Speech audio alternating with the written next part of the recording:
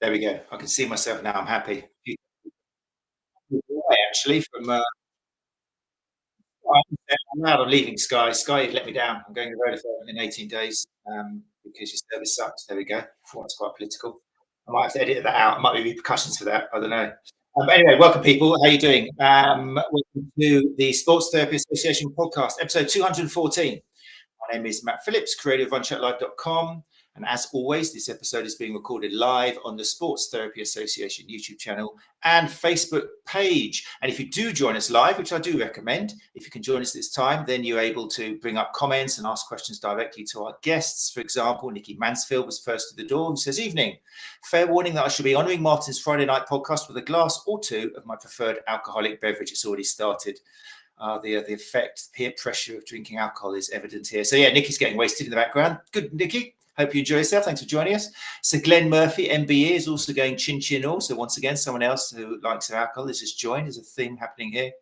And Sarah Jones is here as well with her Prosecco. So alcohol seems to be the flavour of the night. Thank you for joining us live, people. Really appreciate it. So in this episode, what values make a professional therapist? My guest is going to be Martin Christensen, I think, a Norwegian physiotherapist, best known for his Friday Physio Confession Podcast. Martin will be speaking at Therapy Expo this November, including a Q&A session in the STA Theatre on day 2, which is November the 28th at 3:10 p.m. on this very topic. So, look, I've just seen Alistair come through the door as well. Alistair Beverley has joined us as well, who says, "Don't worry, I'm here." Great, we can start now. That's fine. We've been waiting for you, Alistair. Thanks for joining us.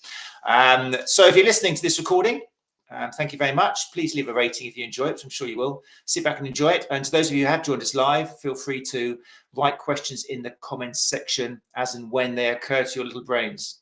So without further ado, let's bring up Martin Christensen. Hey, Martin, how you doing? I'm good. Cheers, people. Those of you who are listening to the podcast, you won't be able to see the range of alcoholic beverages that Martin will be tasting tonight. At the moment, what are you on, Martin? That look like a rather light. Yeah, it's a light beer. It's a juicy IPA. That's just a box beer. Simple, 4.7 ABV. So it's not get unhinged, I think. You're moderating yourself now. That's good. So you can stay clear-headed. Really appreciate you giving up your time to join us. Very excited to talk to you because I followed you for a fair time now, since the early 2020s, which sounds like a long time ago.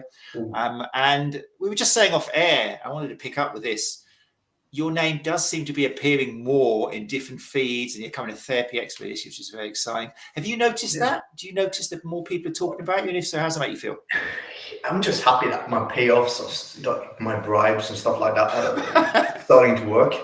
And no, I haven't quite noticed that, but some people say the same, and I still find it strange. Not as strange to being invited to come on a running podcast. It's quite that's interesting. Since I'm not a runner, I'm built more like a hobbit. I go slow. You've done a half marathon now, haven't you? I have. Congratulations, you're in the club. That's it. Yeah, cheers. That was not good. That was terrible. It's fine. It's still done it. It's competing. It doesn't matter about the time. Anyway, doesn't matter. So anyway, really great. And you are indeed, as I've mentioned, you're coming all the way from Norway to attend Therapy Expo this November. Just briefly, what incited you to do that? That's a good question. I was invited by I think that Anne Maria Mosieri forced Therapy Expo into inviting me over, and I thought it was going to be a good chance to just meet people and being able to talk about stuff that I like and care about. So That's so cool. I mean, it's just for me, that is when people say, how's Therapy Expo changed this year? I'm going, well, we've got Martin Christensen coming as a speaker. Well, That's Matt an example of how the lead speakers have changed and developed and got the better live show, in my but I think he was going to belief. say something about Just seeing Martin's camera disappear for me. I'm not sure whether everybody in here can still see Martin's big camera. mistake. Can if you say that in the comments, if you can still see Martin, I'll leave it as is. Otherwise, I'll refresh the screen. So we can. Martin, you can still hear me, if okay? you see me, we can take some questions, can't we? Okay, let me refresh the screen because I don't think Martin can hear me anymore. I can't see anymore. Can't wait to go to vote. He left. Let's reload. Do you think that Matt is now running away, or is he just having a bad internet connection? Can you hear me again? Can you hear me okay, Martin? Yeah, I can hear you. Yeah, sorry. Now, I think there's an internet problem at my end, which is why I'm going to Vodafone as opposed to Sky as of October the 8th, people.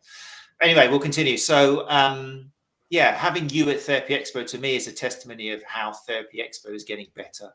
And it's subjects that matter. It's not going to be any more filled with people who are also selling this or that. It's people who've got a good message, who aren't really selling anything apart from quality information and evidence-informed practice, the stuff that we should be using. So thank you for doing that. Thanks for coming over. Yeah, well, my pleasure. It's not your first time, though, is it? As this photo will show, because I do have video proof. I didn't know that Alistair was going to be in the show tonight. It's not the most flattering picture of Alistair. Those glasses as well. Everyone else was wearing really cool glasses, but that was a good trip. That was a good one. And Describe for those of you listening to the podcast, you can't see the photo. We've got a lovely photo here of Alistair Beverley filling out a blue training vest there with shades on. So yeah, where was that happening? What was going on? So yeah, I basically just hijacked Alistair for a long weekend and said I'm coming over, and we gathered a couple of other dudes like Adam Dobson, Luke Todd to just like have fun. So I shadowed Alistair for a few days in his clinic. Got to see what a real shitty physio can do. No, he's great. He's really great at his job. But I did get to experience a lot of his patients calling him different bad names, and I thoroughly enjoyed that. But as the weekend went on, we had us a little bit of a sunshine drink. Fantastic. Yeah. So that's where the photo. I think we started to lose sight of any CPD related contents at that time. Yeah. But it was lovely to see you together. And again, it was just an example of how great minds are coming together. It makes me feel quite positive about the internet, to say the truth. Who was I listening? Oh, it was Jerry Durham, the great Jerry Durham. I'm so pleased you had it as the first part of the professionalism discussions on your podcast, because I think he was saying we have to remember that Twitter and stuff like that has done some amazing things. It's not all crap. It's brought people together internationally, and this is an example of it. I love the fact that you two, who in my opinion are just fantastic minds, have got together. Yeah, and it's quite a funny story that actually it hasn't been told, because we got me and Alistair got to know each other by accident, because we were suddenly in a group chat with another physio that was following us both. And I can't remember his name, so Alistair, if you can't remember his name, just type it in the comments. But it was all accident, and we started just chatting along and getting to know each other. And it's been great. I've been over to meet Alistair, and Alistair took his family to come here to Norway. And it's been great. Yeah. Fantastic, great. And Alistair as well. Alistair's going to be speaking as well as Therapy Expo. So again, it's another great reason to come along in November, people. I better take that picture. I realised that picture was up there for about 10 minutes. So sorry, Alistair. But if you'd like better shots and more kind of favourable shots of Alistair, just head to TikTok, and there's plenty of photo videos of him working out with various animals and people. And it's just, he's actually quite hunky, isn't he? He's got some guns. He's got the gun show, and I'm kind of trying to bribe him to send me more like shirtless pics, but he won't oblige anymore. He understood what I used them for, so. But that brings us nice. That's a good segue into the topic of tonight of professionalism, because he probably sees it not very professional, sending kind of shirtless pics of himself to another work colleague. Let me just point out to people who are listening, Anna Maria is with us as well. Hi, Anna Maria. Welcome. Thanks for joining us. So people aren't aware, this profession, well, there's so many reasons why you're into professionalism.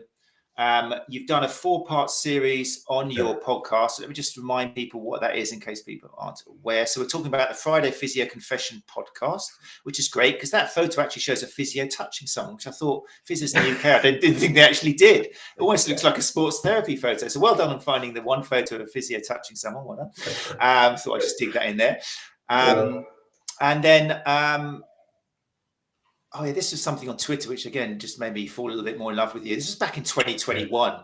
And you've got it pinned to your Twitter profile, which is Martin_Nekolai. You're gonna have to Google that. It's Nekolai.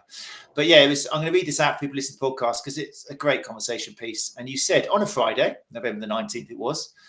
Sometimes when I've done a thorough consultation, done all my tests, all my screening, and checked all my hypotheses, I still don't have a clue of what the hell is going on. And that was just like a beautiful confession. What was it? Do you remember back then? Do you know what it was that particularly sparked you to say that or announce it live? I think that funny thing is that is one confession I wrote while cleaning out my kid's bedroom. Mm-hmm. So it's just like, And what spun that is that on that day, I had 2 or 3 completely new patients coming in, and I've done like a proper good job in my book. I've done good, but in one of those cases, I had no idea, just nothing to go on, and so I was like, "This is happening a lot." So let's state it out loud, and it took off. That was probably the tweet, the confession that took the most off. So I remember going to sleep and waking up and just boom out. So it resonated with quite a lot of people, and that's lovely as well, because it could apply. Although, and I want to stress this to listeners, that although it's called the Physio Confession Podcast, the Friday Physio Confession Podcast, that comment shows how, I mean, it'll be music to the ears of my fellow sports therapists, because a lot of sports therapists think that, physios know it all, and they know everything. They can work in hospitals and everything, and it's like, no, physios go through exactly the same as any other healthcare professional, because you're working with humans. Yeah, exactly. And I think it applies to all therapists, and just sometimes we just don't know, because it doesn't fit any textbook, it doesn't fit any patterns, it doesn't fit anything that we can relate to, and we still have to help. But just trying to And it's kind of healthy, isn't it, as well? Because the moment we start thinking we've got all the answers and we can fix this person by following this procedure, then we're probably going down a wrong path, aren't we? Yeah, I think so. Yeah, I do believe so. Yeah, it's healthy, and we try getting that message across the podcast a lot. It's healthy to realise that you haven't got all the answers, and that means you have to listen a little bit more and let your patient, and don't feel embarrassed to let your clients or patients know that they're not a car, and this is going to take a little bit of beard stroking to actually make it work. And because also I find that patients respond really well to it, and people coming in that just you're not up on a pedestal or whatever it's called. You're there together and trying to figure out, and it just shows that you're taking it seriously. You're not brushing it off. There is something here that's not right. I believe in you. I just don't know what that is yet. So being more honest is it's a game changer. I think we should do it more. Yeah. That's great. And I like to hear you confirm that in your experience, patients aren't put off by that, because I think that's one of the problems. We're trained to put on our white coats or whatever, our uniforms, and think that the patients will be horrified if we say, well, I'm not quite sure why that's happened. Let's try this. But they don't mind. They actually like it. It's the opposite, isn't it? They feel safe. Yeah, exactly. Cool. Right. So, that initial Friday confession, about a year later, I believe, then you started your Friday Physio Confession podcasts. And most recently, I'll just bring this up for those of you who like the YouTube screenshots. If you are listening to the podcast and you want to see what's on the screen, then just, if you've got the time, pause your podcast app and just go onto YouTube, and they're all on there in video form. So you've just done a recent 4-part series on professionalism, which is what we're talking about tonight, which incidentally I heard on there is your thesis, isn't it, for a master's you're doing? Yeah, it is. What made you pick that topic? Oh, yeah. So before I went into physiotherapy training, I had a bachelor's degree in social and cultural studies. And when I got into the training of healthcare professionals, it came into stark contrast with what I've learned about how we function as a society, how we develop, and how we are just different. And I couldn't quite figure out how me being me was something negative, because I got comments about that was not professional. You can't say that. You can't do this. You can't make joke with that. All this, but nobody really had an answer to. What do you mean by being professional? What was it? What was it? This right here, or was it that? No, what do you mean? And so it really just stemmed out from me being called unprofessionals a lot of times, and that combined with what I call a lot of clinical success, not clinical success in me knowing all, but clinical success in that I got a lot of people not yet caring about themselves and caring about me, in that relationship with patients that I've had over years. I just wanted to get a grip on that and start researching what is professionalism, and it seems like nobody really knows. Yeah. So what are some of the things you were getting picked on and then people accusing you of not being professional? What are we talking about?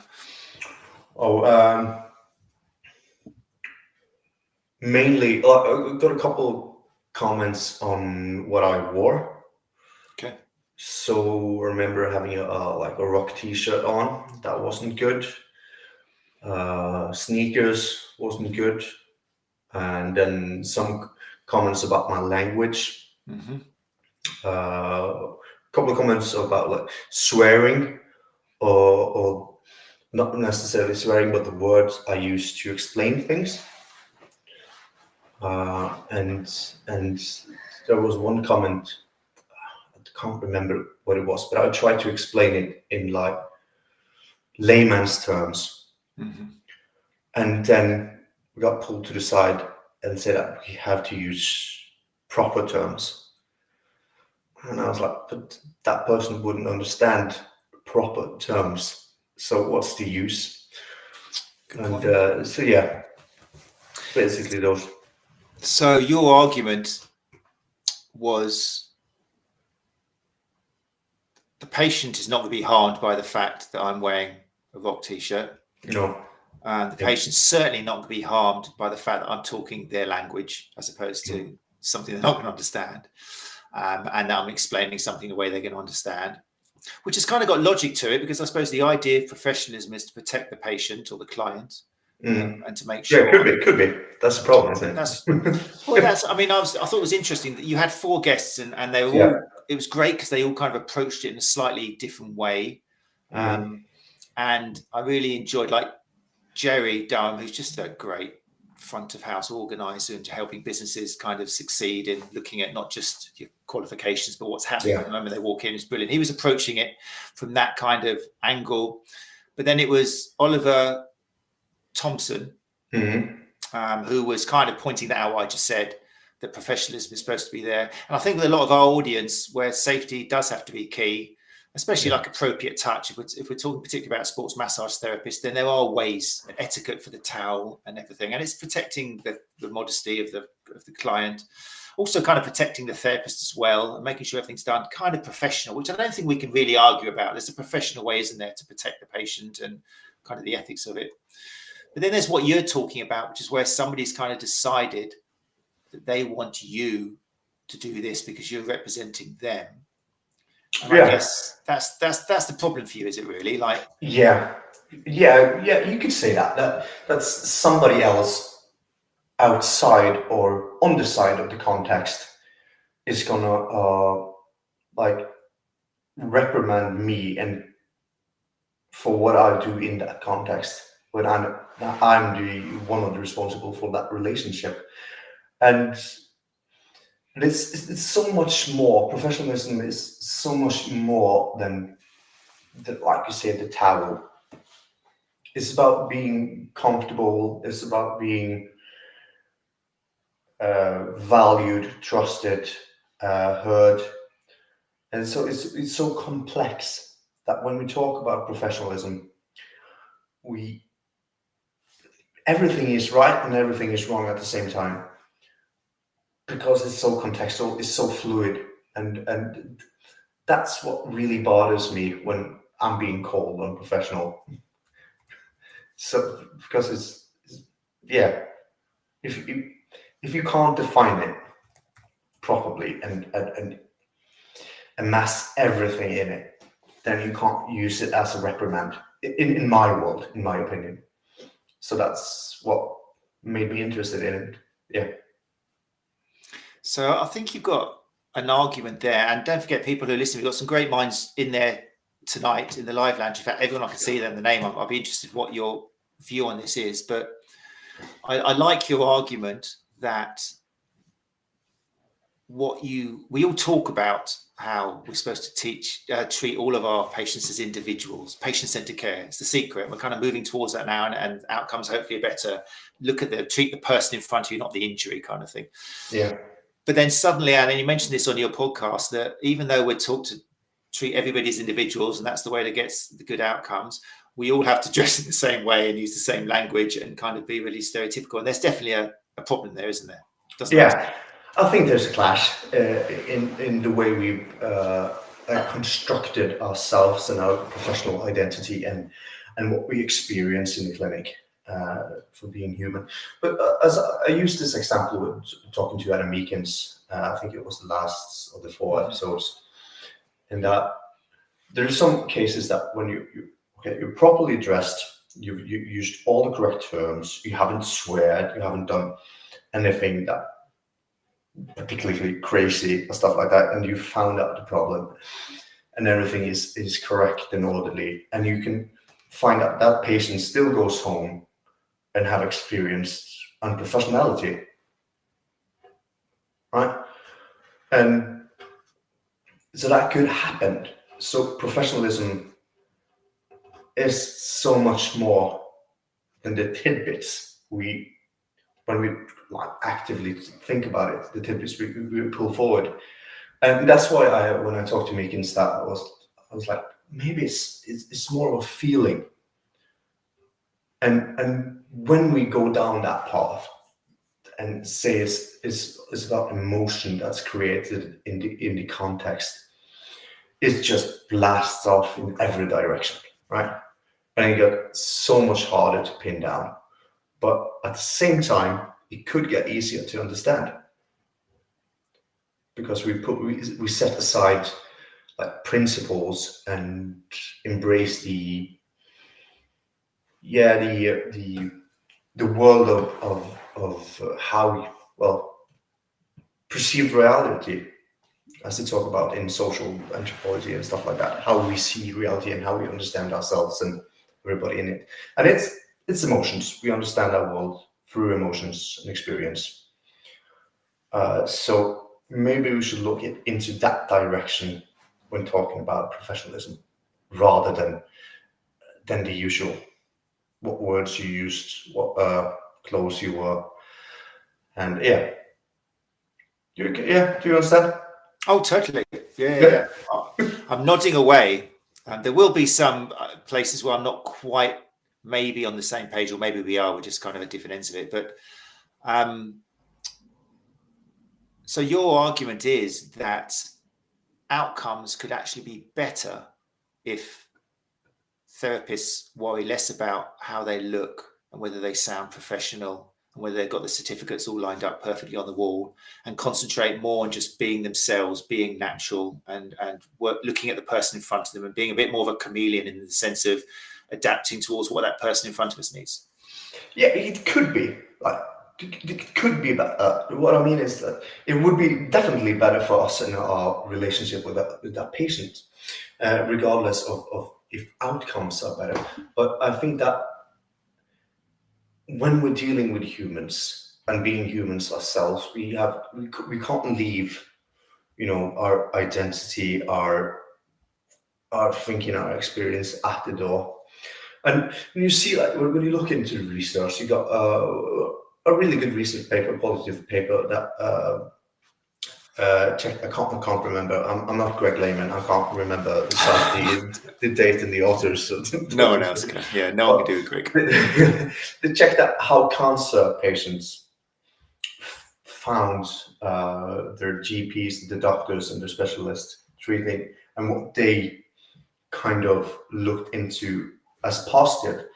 And the people that had meetings where they felt understood, where they felt that they were a part of the treatment, shared decision making, they had all the information, the clinicians, the doctors and everything used time and a language they understood to proper. Those were rated higher in like satisfaction than anything else. And so I think that goes to show that a lot of use in our profession is about that human connection between two and understanding where we are. If that, regardless of if that understanding is we don't know or we know, and taking that time if you have it, and well, probably not. I struggle to say that you'll get better outcomes, but I think you'll get a better process. Why do you not like committing to the sense that a better process will lead to a better outcome? Well, or can it be a healthy contributing factor? Yeah, it just feels too definite to say that it will lead to a better outcome, because I can't guarantee that. Okay, but it could be an important factor. And we know that people that believe in the process of what they're doing leads to better outcomes. So I do believe that having a better relationship will further that belief in that what we're doing is working, and that, yes, will lead to a better outcome. But as a general, I don't know. There's no definite, is it? That's fine. That's healthy. It's very good not to be definite. It wants to be definite. Okay, so we got therapists who realise that their client. Therapists reflecting their client a little bit more. So we kind of, with therapists out here, are probably familiar. We've talked in the show about using the same language as the client. Especially there's been studies on pain where using let the actual client come up with their own metaphors, because it just helps with understanding. Kind of stuff. So that's fine. And we're kind of suggesting that it doesn't just have to be the language. It could be if you get the vibe that they're happy for you just to have shorts and a AC/DC t-shirt on and flip-flops or something, then as long as the place is clean and they're still being protected, then there's not a big deal. Language-wise, if they're coming in swearing or they like to swear a little bit, and you find that you read it using your skills, that they actually are going to feel a bit more comfortable in your presence. If you're swearing a bit, it's going to make them feel a bit more, help that therapeutic alliance, then you do so. So you've got this really kind of nice vibe going on, which could be great. The first thing that comes to my mind, this is where I want to pick your brain a bit. What about in the situations where the relationship goes a bit sour? Maybe they're not getting better. okay, and suddenly you're not their friend anymore. Okay, Yeah. you might both like AC/DC, you know, like to swear a bit, and then they start kind of complaining a bit. I'm just wondering whether one of the roles of professionalism, which kind of stops that friendship from getting boundaries from being crossed, they can go back and say, yeah, we used to turn up with an AC/DC t-shirt on. What should I expected? He used to swear in clinic, and suddenly it all backfires a little bit. Whereas if you had maintained those professional boundaries of always wearing the neutral kind of therapist suit, using language that's fairly neutral, or definitely not swearing, then they can't kind of throw that back at you. How do you feel about that? I think my most immediate thought is now that one of the best realizations I've had in my own clinic work is that I can't be the best therapist for everyone I know, or everyone I meet.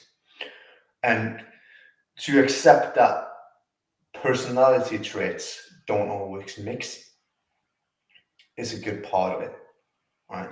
So if that happens, and it has happened, is that I either do this brilliant thing that I listened on my Eric Mira podcast once, and he would just like sit down, say right out, I feel this isn't working.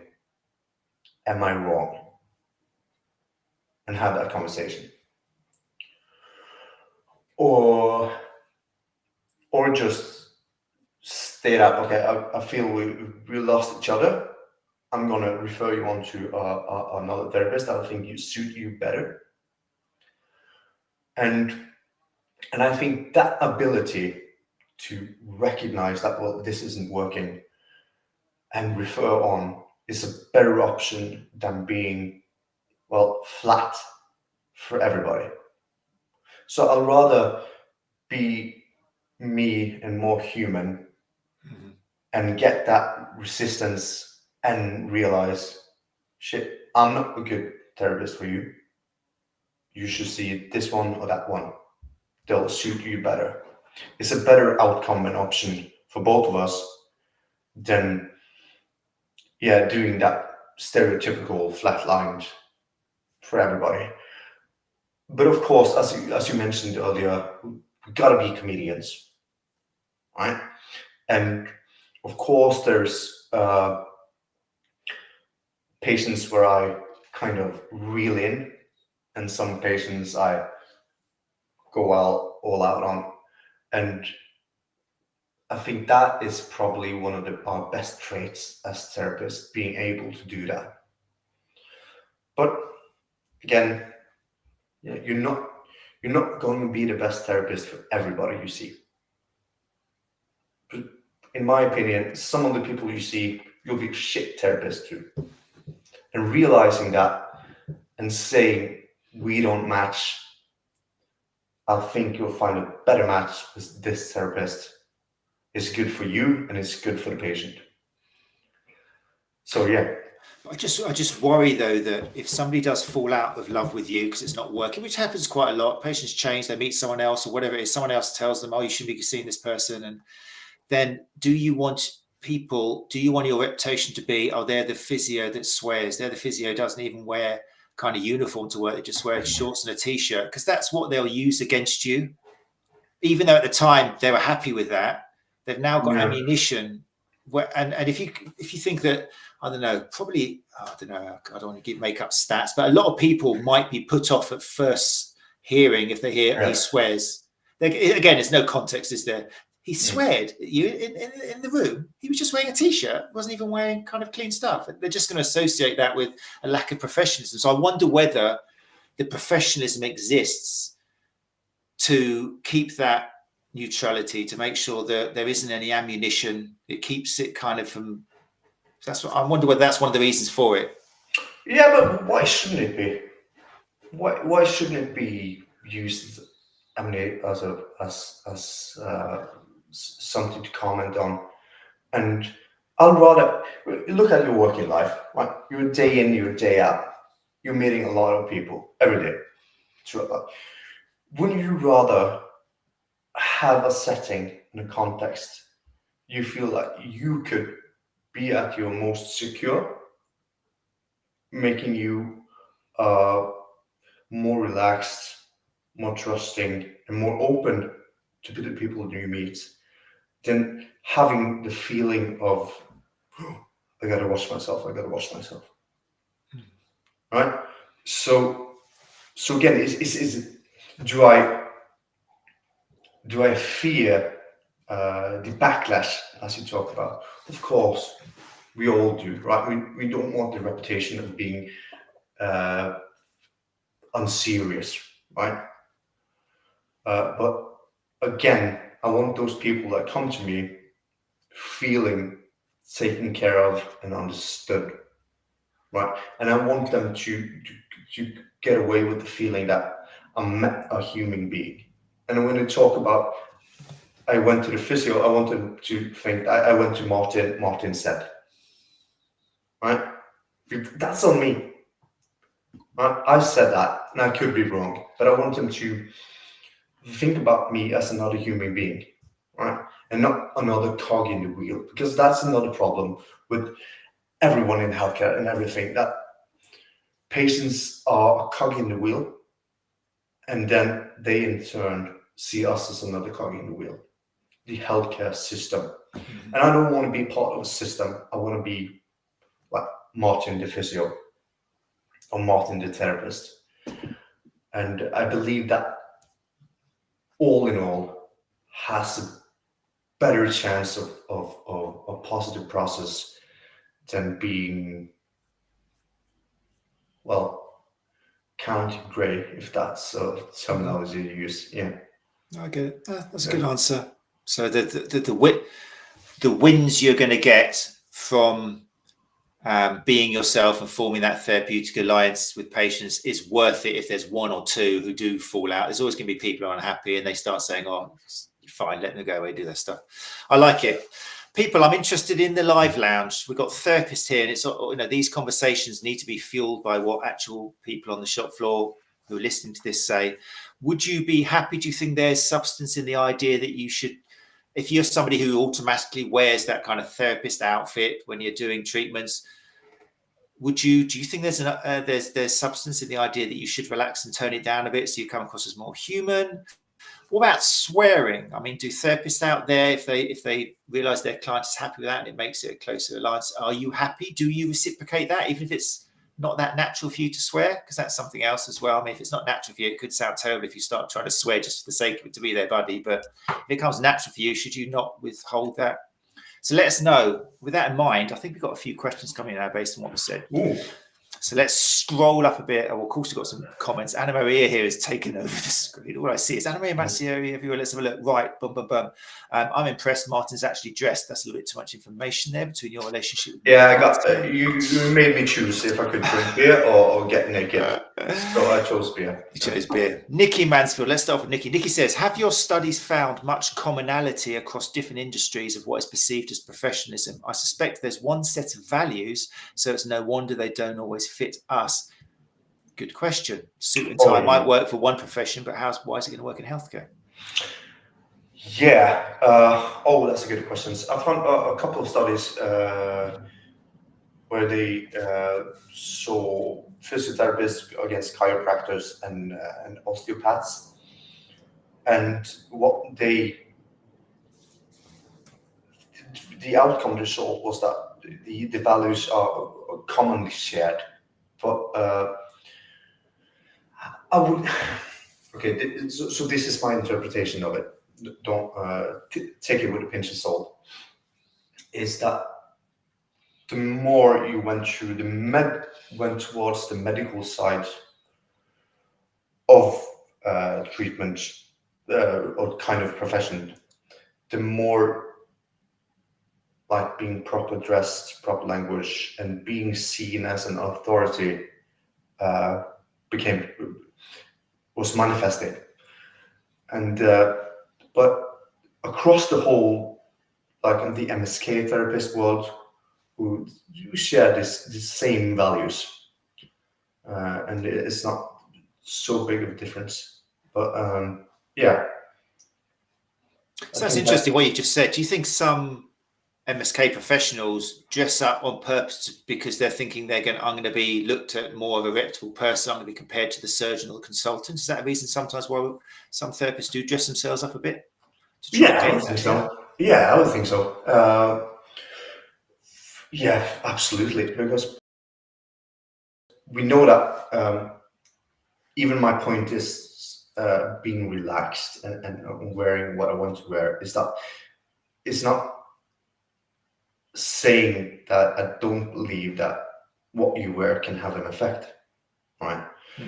So I do believe that, yes, there are therapists that needs to follow a strict line of dressing code to be seen,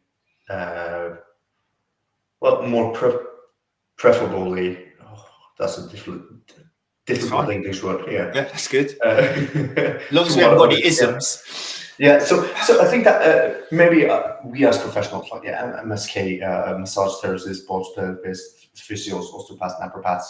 Naprapaths is Scandinavian stuff. We always struggle towards the authority GPs, docs, medics have, and yeah, I do believe there are cases where people need to take that active choice of dressing and working a certain way just to It's such an interesting spectrum though, isn't it? Because in my mind I've almost got like a cartoon of the really traditional GP who's all suited up, really shiny shoes, done that morning, opposite their computer, and they're not looking at the patient, they're just typing away, looking at their clock. 10 minutes is up, thank you, goodbye. Haven't even looked at them. And I'm seeing that it tallies really well with they look immaculate, manicure that morning, but they're not really engaging. But then on the other end of the spectrum, for some reason, I've got the stereotype super hippie guy who's got the joss sticks burning, hair just parted just in the hair, flies buzzing around them because they haven't washed because deodorant's bad for you and it's not natural. And they're really engaging with the patient, but overly empathy. They're just kind of like, where they just look at you and stop for too long and just that silence, it gets uncomfortable. So it's being adaptable, isn't it? It's finding according to that patient where it's going to work between those two. Sometimes you might need to shift towards the GP if it's something serious, but if it really is trying to develop that trust, then you've got to veer towards hippie guy at the other end. Maybe still wear deodorant, but you just veer towards them. It's about the fluidity and like being a big chameleon and like usually tell my patients it's not a choice of being a top athlete or a couch potato. Most of the world is somewhere in the middle. That's just a bell curve, and getting probably rid of those images, those stereotyped images, is partially what I'm after. To understand that, most of us are like in the middle here, and accept that, and not accept that and stop trying to get better. Accept that and do our best instead of going towards one end or the other. If that makes sense. Oh, definitely. No, it makes great sense. Anna Maria's got a few points here which are worth reading out for the listeners who can't see the live chat. Anna Maria makes a comment saying, why is that not showing up? Oh, there we go. I think our predetermined view and perception of professionalism does not align any longer with modern society and how the society behaves, speaks, and communicates. Yeah, and that is a good question. The talk that I had with a good point, not a question. The discussion I had with Oliver Thompson, where he said that he thinks that maybe our regulation system, our big view, hasn't been able to really cope or hang or get to grips with like social media. It's true. And the different communication styles we have today. And so I think it's a good point because professionalism is based on how our professions developed and established ourselves within let's face it, a hierarchy of medicine. And we're not there anymore. There's more and more research coming out just expanding the idea of humans as complex and well, basically insane creatures as we are, and it shows more and more that being heard, being seen, or feel like you're being heard and feel like you're being seen is more important than finding exactly the bottom or something like that. So it's it's crazy. And what Anna-Maria talks about predetermined, that this is what I talked about, the stereotypes, how we perceive reality. And I like to be, in my relaxed way, I like to be one of the, or a small part of making that change. So it wasn't conventional. He didn't wear a suit and tie, but he looked at me. He talked to me. Mm-hmm. He understood me, or he tried to understand me. He believed in me. He said he was unsure, but he accepted I have a problem, and this isn't right. But he didn't know. But we'll continue together to find out. Right? I think we need to move more there than being strung up on defending a place in the medical hierarchy. Mm-hmm. Yeah. Makes sense. I like it. You definitely, put a strong argument out there. I was thinking that a lot of our conversation is going to be on swearing, but the more you talk about examples which don't involve swearing, I'm seeing how swearing kind of fits into that to a certain extent as well. I still personally, I don't know why, it's probably a case of looking more at why I do feel uncomfortable, but I can't imagine myself swearing with any client, even if they came in and they're, I still wouldn't, as a professional, for whatever reason. Maybe I've been indoctrinated by public school. I don't know, whatever it was. That's still you, right? You're more relaxed if you don't swear. Yeah. So yeah. So and that's okay.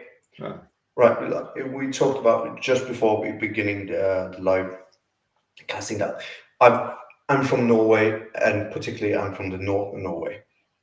So everything, well, I used to say that everything south of the Arctic Circle is sadness.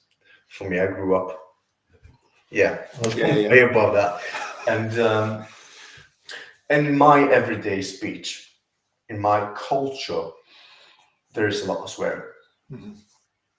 And I remember my dad yelling at us kids, and all right, here comes some swearing. Just so your listener, be prepared.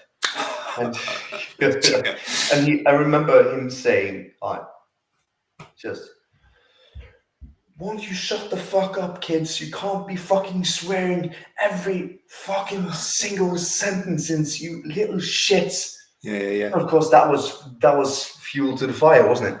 Of course. Yeah. That's a good point. So for me, it's natural. I need to.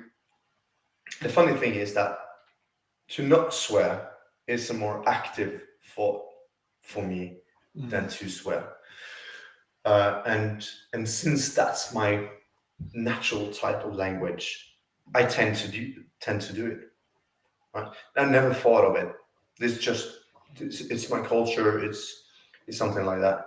But I met people from the South of Norway, and I know I need to retain it. So I'm not like swear as much as you can. I'm about, you need to. But chameleon, again, we come back to chameleon, right? So I hinder my swearing. I do. Yeah. Which is fine. And even if swearing has proven to be a painkiller, reduce your pain, there's with the right person, with the right person. And the funny thing about that is that swearing is shown to be a really good painkiller for people that not usually swear. Really? You have to send me a link to that. Yeah, I'll send you it. It sounds to me the kind of paper that people who love swearing kind of shove out there because look, there's Of another course, example. of course. But I'll read it because It supports my bias. Don't look into it, man. No, you send me. I want to read it. I love challenging my biases, and I know that swearing is one of them. Especially now, I've got like a 9-year-old and a 7-year-old, so it's a real conscious thing. Like I've got members of the family who want to take my 9-year-old to football, but me personally, I don't want to be the dad who puts my son into a situation where 10,000 people are around them swearing for 90 minutes. To me, it seems irresponsible, but there is a discussion saying there, but that's what people do. Why are you going to shelter him from that? But for me, I'm like, that's like singing. I've got 2 daughters myself. One is 6 and one is 3, and I've never sheltered them from swearing, and that's been a conscious choice from my side because I know that kids will swear. They will find swear words. They will do it. But I've done a conscious decision to not hinder my swearing because I don't want them to find it like I learned a new word. It's just you can swear, but swear it in like the proper context. Mm-hmm. And I've tried not to make it a special thing for them. It's not interesting for them. So my kids, my 6-year-old is, and this is the paradox of my world, is that she swears the least of her friends, and I swear the most of their dads. So it's like, I don't know. Don't you ever find, and this again, it's this. I don't want this show to end on a debate about swearing, but I sometimes find that swearing, I love it when people manage to get their point across using, even if it's anger, using words which aren't swearing. Swearing, kind of a limitation of vocabulary. Once you said F in this, it's kind of like, yeah, I get you're really angry, but if you manage to use some kind of really clever other vocabulary, I just find that more impressive. I just think sometimes that's impressive. And actually, in Northern Norway, we have there's some whole art to it. So if we could swear without using swear words, it's a whole art form, and it's kind of celebrated. But it resolves a lot around cats, dogs, and what the devil do in hell. Yeah. So it's I think it's interesting to get a point across without swearing, but again, I just like why. Anyway, for those who just joined the podcast and wondering why we're talking about swearing, but I do get the point that for therapeutic alliance, for being more human, for truly patient-centered care, if that person feels more relaxed with swearing and you as a therapist naturally swear, then why should somebody else say to you, you mustn't say that, because that's kind of going against the idea of putting the patient first, just because your boss doesn't want to be because it doesn't work for your boss, or your company, then we should address maybe the company's kind of decisions and the way they're running their company, because they could be hindering the progress and the processes that could be, So there's conversations that need to be had there, don't there, with bosses, which is a tricky one as well, because what advice would you give? Imagine people have been listeners there. That's the thing. Anna Maria swears like a banshee anyway, so she's not a good example. But let's imagine someone else there who doesn't normally swear is thinking, actually, you know what? This guy's making sense. I'm going to wear my Iron Maiden t-shirt tomorrow and some flip-flops, and I've got a client there who loves to swear. I'm going to have a great hour swearing with them. But they work in a clinic with 10 other people, and their boss is just going to be, can I have a word with you? Yeah. Is there a conversation you think you should have with your boss? Should they tell them to listen to this podcast and see whether some serious debate can happen gently? Oh, yeah. I think that was a big question, wasn't it? Yeah. I think that, be comfortable, and if you feel restrained and constricted, there is a conversations to have, whether it regards swearing or whether it regards uniforms or stuff like that. If you feel constrained, have conversations.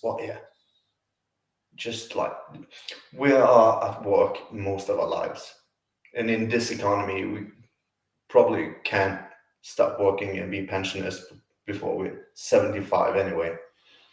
So yeah, Jesus Christ, just be human. You're a person, and what you are and what you experience and what you think does matter. And you're not a piece of equipment. You're not a cog in the wheel. Mm-hmm. You're a person that is loved and loves in return. You're a parent. You're a friend.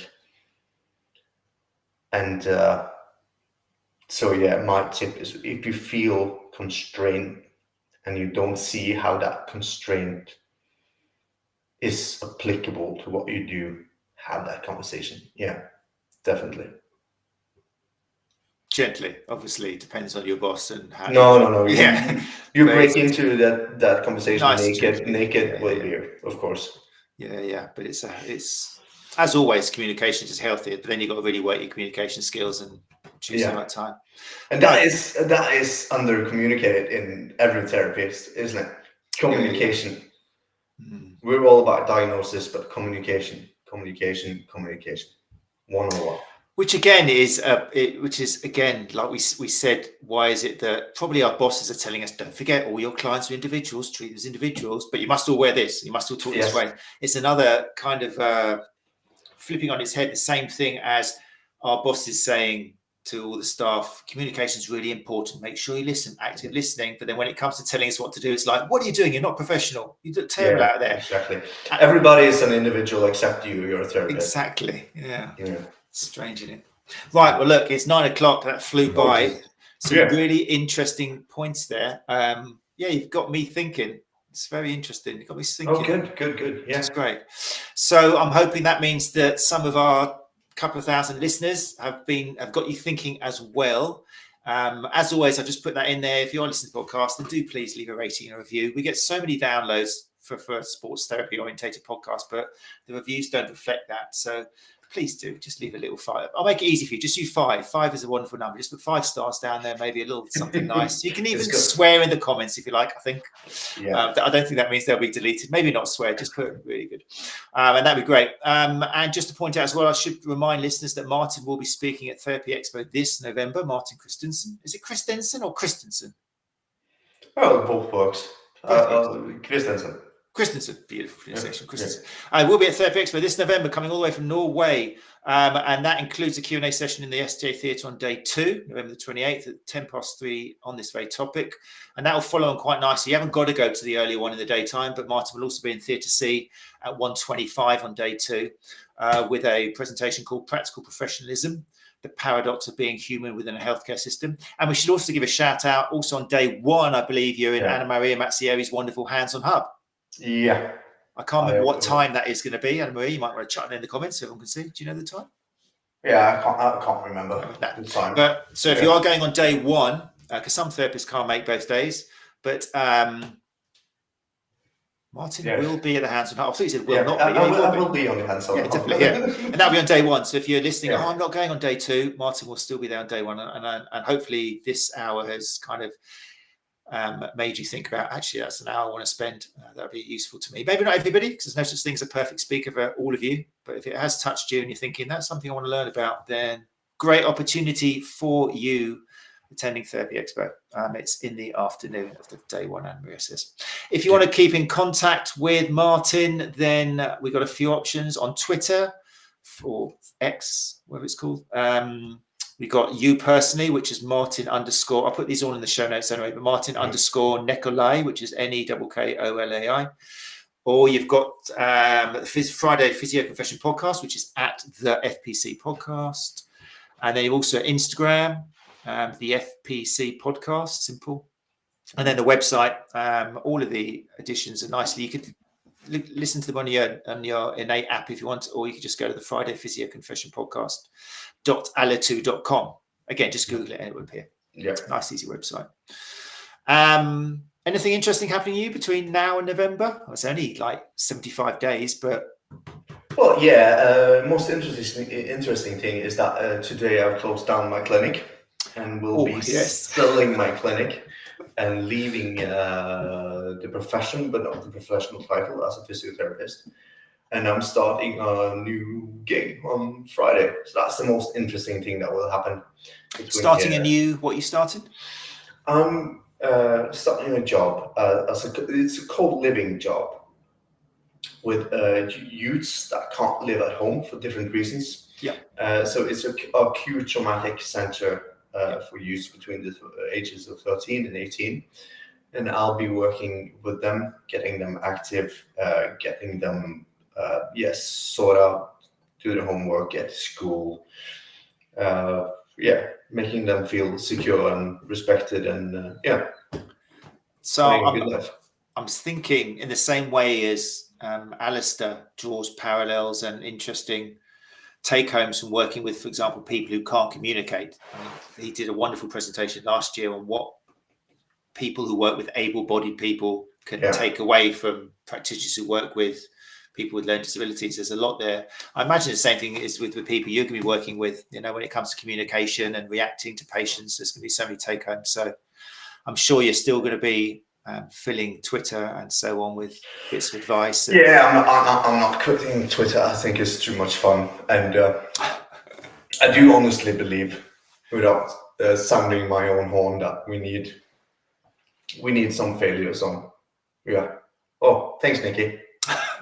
No, fantastic. And I think anyone who's listened to you, even tonight, but across the years, are not surprised at all. You're wonderfully, I mean, obviously we know because of Richard Dawkins, there's no such thing as altruism, but you're as close as we can get to altruism. So I think that's really healthy.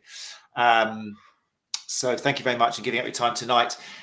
Next week, people, I'm not quite sure who the guest is yet. It will be somebody from Therapy Expo. I just got to finalise him or her or them. So best thing to do, if you listen to the podcast, is just follow us on at UK_STA, and I will put all the information out there. And if you do want to join us live, then just go to the YouTube channel, STA YouTube, Sports Therapy Association YouTube channel, and subscribe there, and you'll get notifications when I book the next episode on. But it will be Tuesday, 8:00. So that's the time to look out for. So it just takes me once again to thank everyone who joined us live. Thanks, Anna Maria and Cecily and Nikki and everyone else who joined us. Oh, and of course, Alistair as well. Thanks very much. No, I've got to find a date actually to get Alistair. Alistair, do you want to come on next month? Is it Tuesday? It's a bit late, Alistair? No, Tuesday, if you want. Alistair. No. Can you not do next Tuesday? No, he's got too much publicity lately, Alistair. Oh, really? Don't worry about Alistair. All right, forget it, Alistair. Sorry, not allowed. Yeah, I forgot. But if you do Alistair, honestly, there's a gap there if you want. But yeah, thank you most of all to Martin Christensen for giving us your time. Really appreciate it, mate. Thanks for having me. It's been a blast, good conversation, and it's nice to finally meet you and put a face on. Well, you have your face on your profile pic, but good looking man. Yeah. Oh, thank you very much. That's very kind. Yeah, I bet you say that to all of your podcast guests. But anyway, cheers, mate. And we'll hopefully have a little follow-up and definitely get together in about 75 days. Yeah, definitely. Amazing. Thanks, everyone. Look after each other. Hopefully see you soon. Bye-bye.